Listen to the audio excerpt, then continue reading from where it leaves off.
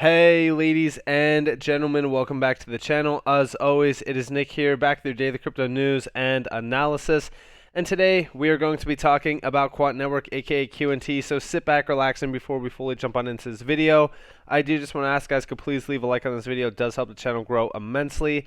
And of course, I always do greatly appreciate it. Now, overall today, we're going to be talking about QNT being a $10,000 plus asset and why. Also, we're going to kind of, I would say break down the timeline a little bit on how we do get there and basically when to expect it. So, with that in mind, I hope everybody has a snack ready. I hope everybody's relaxed because we have a lot to talk about. So, obviously, Bitcoin having a violent spring action move from 38K to all the way to almost 41K, back to where it was. Of course, before that crash last night at about like 1 a.m. Eastern Standard Time. QNT hit a perfect point. It actually hit my $105 target, which is a solid point for it to retest. Excuse me. And it was actually a perfect retest of my targets from about 2 weeks ago or so.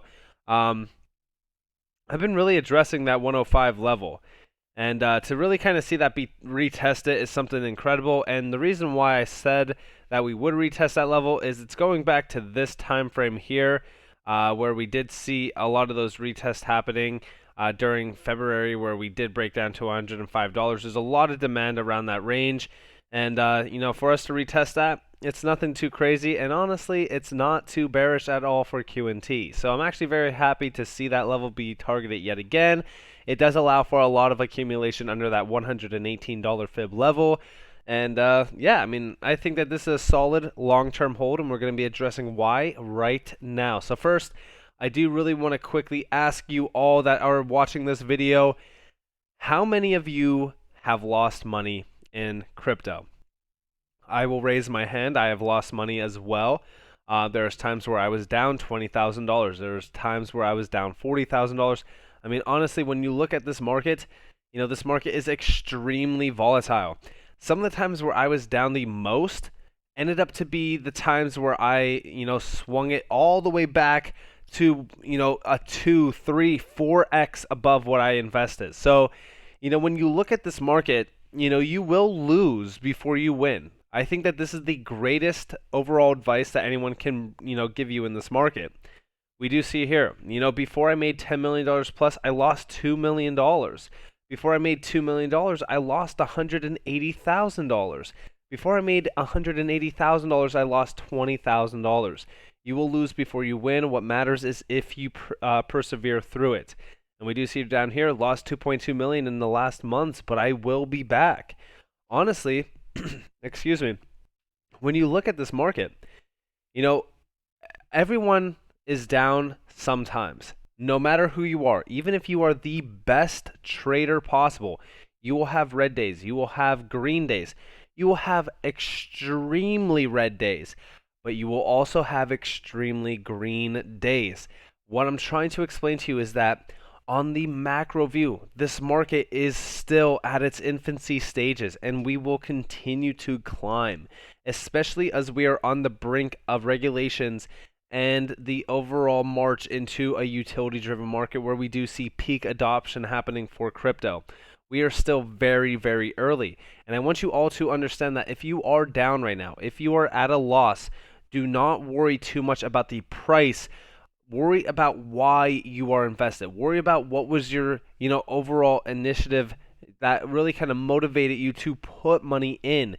That's what you should be focusing on. Don't focus on the dollar figure amount that you invested and that you are at now.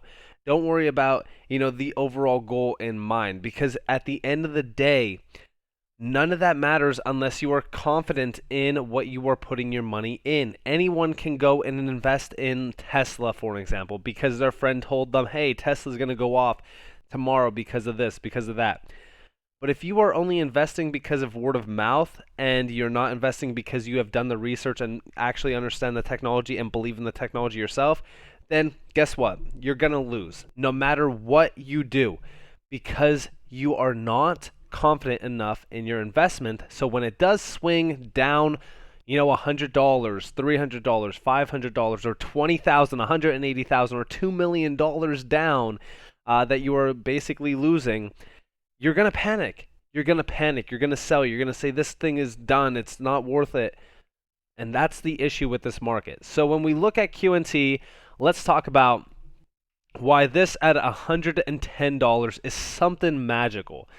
So first off, $10,000, 90x opportunity, $134.1 billion market valuation.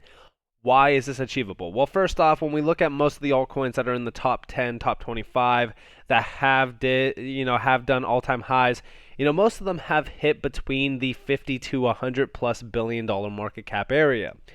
We look at Ethereum at a $500 billion plus market cap at its all-time highs. Bitcoin at a $1 trillion plus market cap at its all-time highs. Why does QNT deserve to have a $134.1 billion market cap? Excuse me. It's pretty self-explanatory. All right, you look at what Quant is building out with Overledger. Now, QNT, I know, is a token that a lot of people have talked down on and actually flooded around as saying, hey, there's really no use behind QNT as a token. But that's where everyone's wrong. The demand and the value perceived around QNT as a token is in the success of Overledger. Meaning the more and more demand that Overledger has, the more and more demand that QNT as a token has as well. It means more of these major high-level tier 1, overall companies that are adopting Overledger, they're going to have to hold QNT as a token. They're going to have to utilize it for transactions. They're going to have to utilize it for fees. QNT as a token is actually the currency power behind Overledger. So when we talk about these tier 1 clients joining the Overledger network to utilize it for its efficiencies, they are also utilizing the token itself. Hence why QNT as a token will also preserve its value as Quant, the company, builds out Overledger, aka the network. So focus on QNT as well. Now let's talk about this. So we do see here Miguel Diaz of the Bank for International Settlements spoke this morning on a panel about CBDCs. Here, Miguel discusses how banks can now convert their messaging systems into payment systems using just 2 to 3 lines of code. Listen closely to this. And we also had economies of scope in the sense that if I have already a big network, say I am providing messaging services, I can just write 2 or 3 lines of code and convert that messenger into a payment system. Again, this goes back to, Quant. 3 lines of code. That's all it takes to connect your enterprise to blockchain. Overledger makes it possible. When we look at what Overledger is building here, Overledger is the key fundamental system behind the entire payment system of tomorrow. The reason why I say this is that, we've obviously gotten to the point where crypto is far too big to ignore. All right, you've probably heard the quote many times before that, crypto is too big to ignore. They are implementing crypto on a day-to-day level into payment systems around the world. The issue and concern around this is the lack of interconnectivity between crypto and between the legacy system. For an example, how many individuals do you know within crypto, maybe you even know individuals around you that are utilizing crypto, that are only utilizing crypto, they are no longer holding money in a bank account, maybe they are just utilizing crypto for payments in general, maybe they have a different use case behind crypto. I know individuals that plan to move away from banks and into crypto only. Now, how will this be perceived if there is no interconnectivity between the legacy systems and the DLT systems that are being implemented and being built around crypto currently? We talk about Hedera, we talk about XRP, we talk about XDC, we talk about so many other DLTs on this channel. The issue here is that if you wanted to utilize crypto only, maybe you're done with fiat, you never want to touch it again, you never want to see it again, how exactly are you going to achieve that if there is no interconnectivity between these two completely diverse worlds? There isn't. There's not going to be a future because we still need interoperability. Interoperability is key and it's crucial, and it's 3 lines of code to fully implement a massive new messaging system into a huge payment system. This is crucial. We also see here, I rarely talk about token price, but please consider the value of QNT versus Bitcoin. Quant has bigger use cases, global data rails, less supply, 14.6 million, 33% less supply than Bitcoin, fewer regulatory concerns, more cooperative approach. Bitcoin price is currently at 350x QNT. This isn't sustainable. Honestly, when we look at what Quant is doing compared to most of this market, the use case is so unique, so diverse. Even the other interoperability assets within this space are not even doing anything near what Quant is building. So when we look at what Quant truly is becoming, it is a massive financial giant. And I do believe that when we look at the price going forward, we will see $10,000 being achieved fairly quickly. And I've always said this time and time again. We actually see here, what excites me the most about QNT is that there is so much to look for. Gigantic ecosystems to connect, or being the default interoperability layer in huge scale projects onboarding absurd entities. When I look at most layer 1s, they have almost nothing to look out for. All they have are small crypto use cases, centralized exchanges, decentralized exchanges, Oracle, NFT, another bridge, trading tools, another DeFi fork.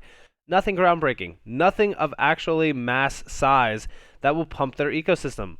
No real world stuff. Some layer 1s do though. Now when we look at this, right? So let's actually address this real quick. We talk about layer 1s. We talk about HBAR, we talk about, QNT all the time. We talk about HBAR with XRP, XDC, XLM. There's so many assets I talk about on a day-to-day basis on this channel. I even talked about DAG, which is more so a layer 0, right? I've talked about so many assets on this channel. It's absolutely insane. From ALGO to XRP to HBAR to this to that. There's nothing that really kind of gets my blood pumping like QNT, in the sense on like I know that QNT is a perfect long-term hold. Why is it? Well, there's nothing else like it in this market. Everyone's trying to, put their money into layer 1s, kind of betting on which one's going to be the winner, right?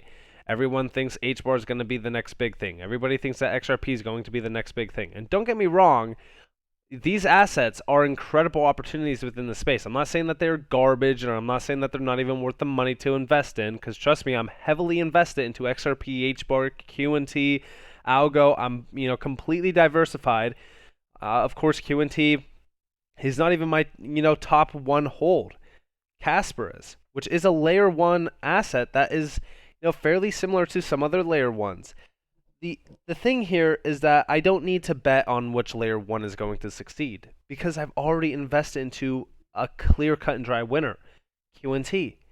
Because QNT is going to interconnect all layer 1s to one massive network.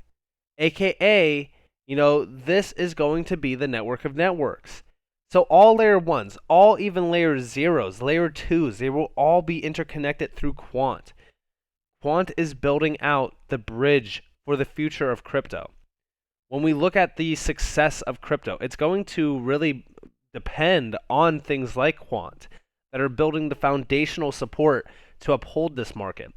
So when we look at what Quant is doing, when we look at the supply, when we look at the use cases, when we look at, the clear, gigantic leaps that they've taken so far with SIA, Oracle, I mean, the names that they have brought on are absolutely insane. I easily see this at a $10,000 plus valuation per token. I've actually said $100,000 plus, and we will get there, right? It's going to take some time, but, this is an incredible opportunity.